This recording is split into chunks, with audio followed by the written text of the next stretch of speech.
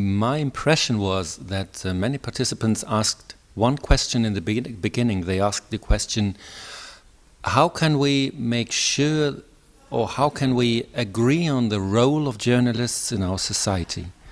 That means the role of media in our society. And the question was asked quite openly, like there could be dozens of different answers to this question.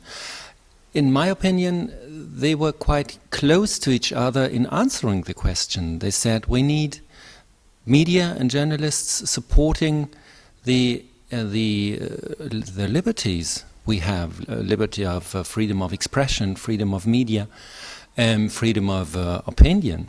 I think this is what we really could agree on, and that journalists, we talk about the role of journalists, they should not be guided by money, not be lured or attracted by power. I think this is what we can agree on.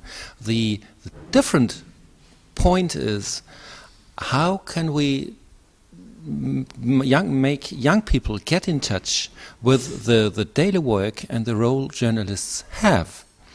And I think the usual approach in many countries, even in Germany, is a theoretical one.